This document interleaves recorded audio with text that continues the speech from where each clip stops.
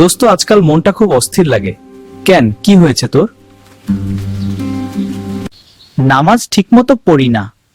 এটা তো ভালো লক্ষণ না বন্ধু। কাজের চাপে সময় পাই না। সময় না পাওয়া না, ইচ্ছার ঘাটতি। মাঝে মাঝে ভয়ও লাগে। ভয় লাগা মানে আল্লাহর প্রতি সচেতনতা আছে। কিন্তু কোথা থেকে শুরু করব? ছোট থেকে শুরু কর। 5 ওয়াক্ত নামাজ। যদি আবার ছেড়ে দেই, আল্লাহ চেষ্টা দেখেন, ফল নয়। তুই কি সবসময় সময় মতো নামাজ পড়িস? চেষ্টা করি, আলহামদুলিল্লাহ। মাঝে মাঝে খারাপ বন্ধুদের সাথেও সময় কাটাই।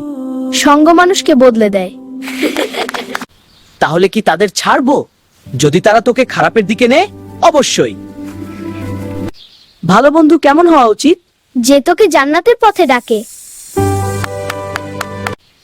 তুই তো সত্যি আমার ভালো বন্ধু। ভালো বন্ধুত্ব আল্লাহর জন্য হয়। আমি আজ থেকেই বদলাতে চাই। নিয়ত কর, আল্লাহ সাহায্য করবেন। যদি ভুল করি আবার, তাওবা করার দরজা সবসময় খোলা। জান্নাত পাওয়ার আশা করি। আশা আর আমল একসাথে চাই। আজকে তোর কথা আমাকে বদলে দিল।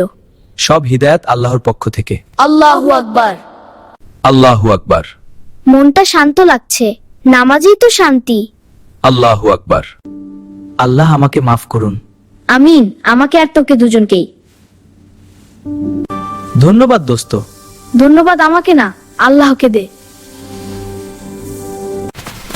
আজ থেকে নিয়মিত নামাজ পড়ব। আমি তোকে সবসময় মনে করিয়ে দেব।